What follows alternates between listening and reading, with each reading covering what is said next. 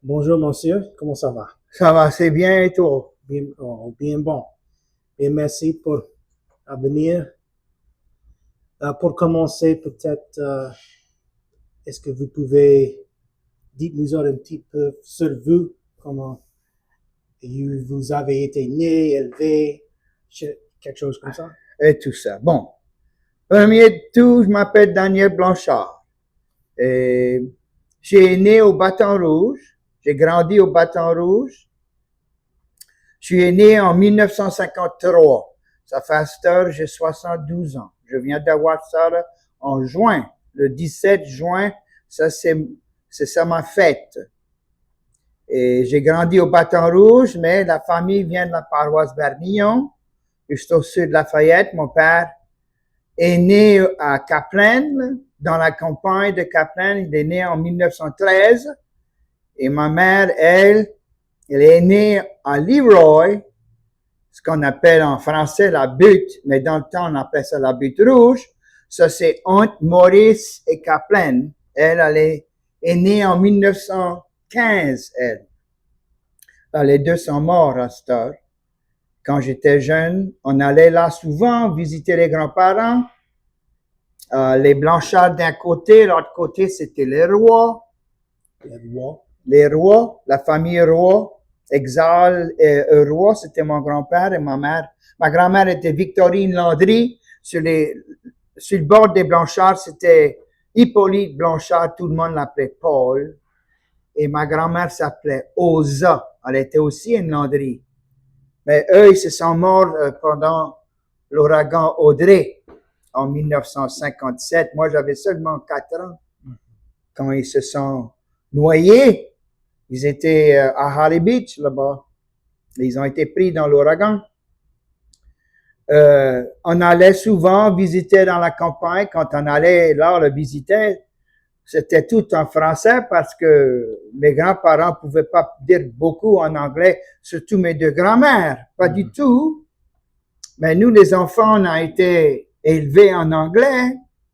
Ça fait, on arrivait là-bas, c'était hello, grandma, I disait ma hi, et c'est tout ce qu'on disait parce qu'on pouvait pas parler français. Elle pouvait pas parler anglais du tout. Ça fait, on se communiquait pas. Mais les grands parlaient tout le temps en français et les jeunes parlaient tout le temps en anglais. C'était comme ça dans les années 50 et 60 quand j'ai grandi. Et quand vous avez appris le français? Mais mes parents parlaient le français à la maison, entre eux. Et comme la manière que je dis ça, là, surtout quand ils se chicanaient, là, mon père et ma mère, ou quand ils se disputaient, les gros mots volaient en français et la conversation volait en français comme ça parce qu'ils étaient énervés, tu connais, et quand on s'énerve comme ça quand on parle naturellement, ça va sortir naturellement. Mais des fois, mon père me parlait en français, ben, il me demandait d'aller attraper quelques outils parce qu'il était carrossier, mon père. Il était bodyman et je travaillais sur les chars avec lui.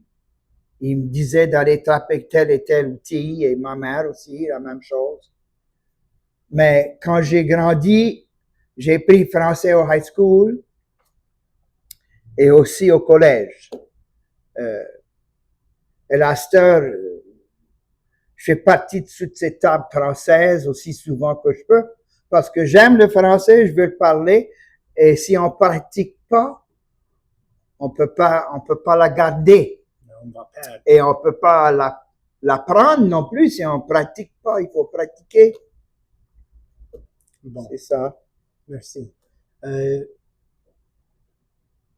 Et vous avoir un conte pour nous autres? Mais oui, j'ai ce petit livre-là qui a été des petits contes qui ont été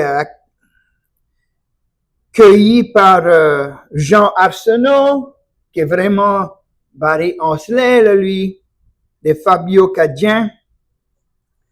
Et ils voulaient que je lise un conte ou deux. Ça fait, toi, il faut que tu choisisses, toi. OK. Le conte que tu voudrais que que je lise. Oh. On est au restaurant La Madeleine aujourd'hui, au Bâton Rouge. Peut-être on va commencer avec la truie dans la berouette. OK. On va commencer avec celui-là. Ça s'appelle la truie dans la berouette. Une fois, il y a un homme du village qui a déménagé à la campagne avec sa femme et quand il a arrêté de travailler, il avait toujours rêvé de vivre dans la campagne. Et ça, c'était sa chance. Il a commencé à faire un petit jardin et il a décidé qu'il voulait élever des cochons. Et quand il a annoncé ça à sa femme, qu'il voulait élever des cochons, il dit, tu connais pas rien pour des affaires comme ça. Il dit, well, je peux apprendre. Elle dit, mais comment tu vas faire? Il dit, je vais m'acheter une truie. Sa femme, il a été à l'encan s'acheter une truie, une grosse truie. Et il l'a fait délivrer chez eux autres. Quand sa femme a vu ça, elle dit, oh, ouais, mais c'est pas tout ça. Ça va te prendre un verra. Il dit, je connais ça, mais j'ai observé que un des voisins en a un beau. Il dit, mais comment tu vas faire? T'as pas de trailer, t'as pas de wagon. Il dit, je vais figurer quelque chose. Ça fait, le lendemain matin, sa femme regardait par le châssis et a voyé son mari après se débattre avec la truie pour la mettre dans une berouette. Elle pouvait pas s'empêcher de rire, tellement c'était drôle de voir le tracas qu'il était à avoir pour mettre une pareille grosse truie dans une berouette. Mais il a fini par réussir. Elle a guetté pour partir le petit chemin de terre pour aller chez leur voisin. Il s'est rendu là-bas et il a fait servir la truie avec le verra de son voisin. Il a remis la truie dans la berouette, puis il l'a ramenée chez eux autres. Son voisin trouvait ça joliment drôle, lui aussi. Le lendemain matin, le boug sort dehors pour voir quoi ce qu'il y avait. Il revient dans la maison tout essoufflé. Sa femme dit, mais quoi il y a avec toi? Il dit, je connais pas quoi, mais il n'y a pas de petit cochon. Sa femme dit, mais quoi est-ce que tu vas faire? Il dit, je vais tourner chez le voisin, la faire servir encore. Ça a peut-être pas pris. Et il a sorti. Sa femme regardait par le châssis. Elle l'a vu après se débattre encore avec la truie pour la remettre dans la berouette. Quand il a eu fini, ça a parti encore sur le petit chemin pour aller chez le voisin. Il a expliqué à son voisin quoi il voulait. Le voisin trouvait ça drôle, mais il voyait que c'était pas la peine d'expliquer comment ses affaires travaillent. Ils l'ont juste fait servir encore. Et le bouc a retourné avec la truie dans la berouette. Le lendemain matin, le bouc sort encore et il revient encore, tout essoufflé dans la maison. Il dit, il y a toujours pas de petit cochon. Je connais pas quoi il y a. Le verra du voisin est peut-être pas bon. Oh, sa femme dit, tu ferais mieux faire attention avant tu dis quelque chose comme ça. J'imagine que ça serait joliment sérieux parmi le monde de la campagne. Donne-y une autre chance. Well, il dit, peut-être t'as raison. Je vais tourner une autre fois. Il remet la truie dans la berouette, part encore avec elle sur le petit chemin. Il la fait servir encore et ça revient à la maison. Le lendemain matin, il dit à sa femme, écoute vieille, il dit, moi, j'ai pas eu de la chance avec cette affaire de cochon. Peut-être toi, tu vas mieux réussir. Il dit, va-toi voir s'il y a des petits cochons. Ça fait, elle sort dehors et elle revient tout de suite dans la maison. Il dit, quoi il y en a? Des petits cochons? Non, elle dit, mais la truie et elle peut t'espérer dans la berouette. Je peux pas m'empêcher. Chaque fois, ça. C'est un bon petit conte. C'est amusant. Quel conte est votre préféré? Ça fait pas de différence. C'est à toi de choisir. Oh. Je sais pas combien il y en a combien, à peu près une quinzaine, une dizaine. À peu près. C'est à toi de choisir.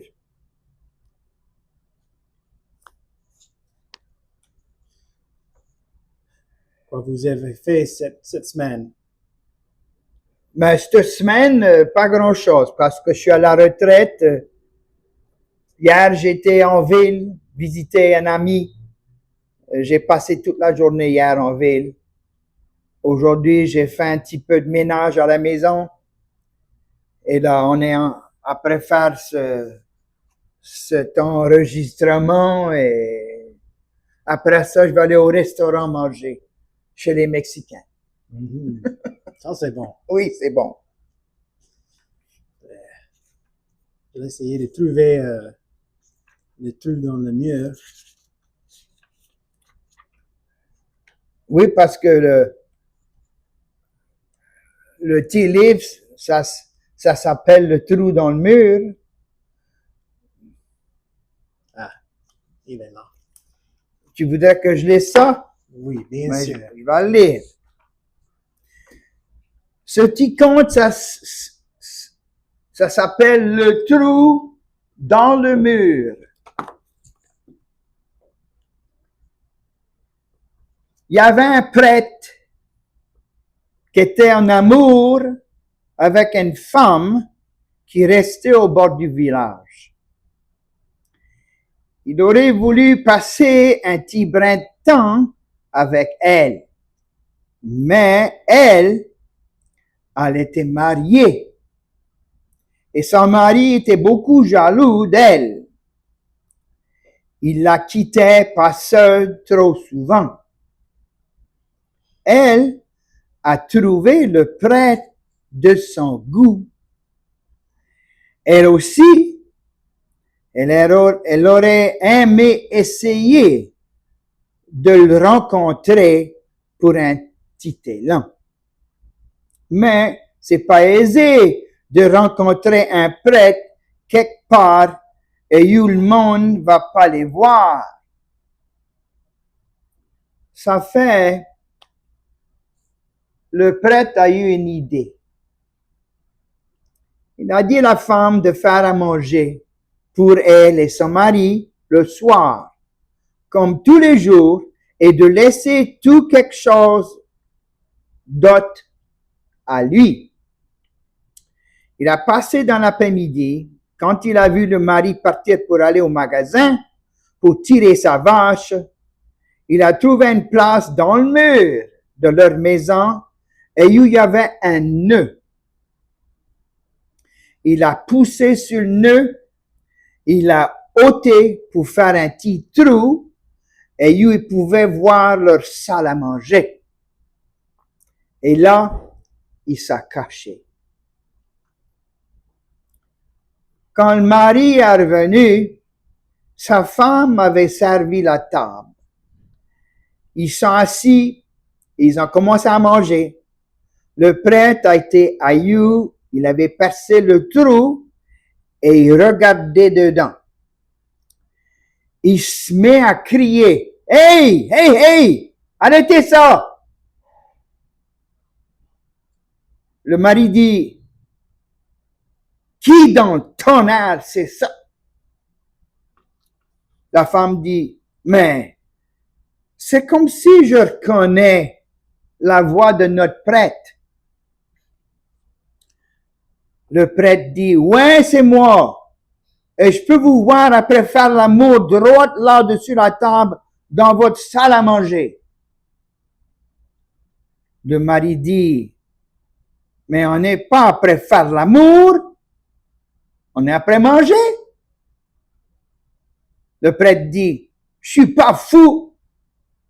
Je peux vous voir par un petit trou dans le mur et je peux voir que vous êtes après faire l'amour droit là devant moi. » Le mari dit, « Je peux pas comprendre. On est juste après manger. » Le prêtre dit, « C'est peut-être le trou, mais c'est ça, moi, je vois. » Le mari dit, « Laisse-moi voir ça. » Ça fait le mari a sorti dehors et il a été joindre le prêtre. Il a regardé dans le trou et il pouvait voir sa femme assise, tranquille, à la table. Il dit, « Je peux voir ma femme à la table, mais elle est après faire à rien. Elle n'est pas après faire à rien. » Le prêtre, il dit, « Super. Moi, je vais aller là-dedans et là, tu vas voir. » Ça fait le prêtre a été dans la maison et lui et la femme ont commencé à faire l'amour dessus la table. Le mari, lui, il regardait par le trou et il voit ça. Il dit, « Hey, je peux vous voir après faire l'amour dessus la table. » Le prêtre dit, « Tu vois? Et pourtant, on est juste après manger. Comme toi, t'avais dit. C'est curieux. » La femme dit, « C'est vrai, babe. On est juste après manger, comme nous autres tout à l'heure. » Le mari dit, « Mais ça, c'est fort quand même. Mais ça, c'est fort quand même. C'est pas ça que ça semble. Mais arrêtez pas de manger.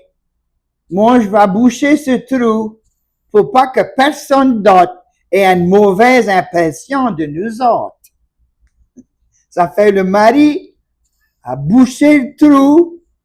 Quand il a eu fini, il a rentré dans la maison. Mais le prêtre et sa femme avaient fini de manger.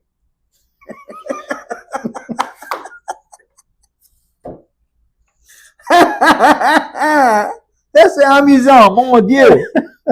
Mon Dieu. Ils étaient après manger sur la table. Oh, man. Alors, bien, merci, monsieur. OK. C'était mon plaisir. Je crois que ça, c'est fini. Oui. Oui, à la prochaine. À la prochaine.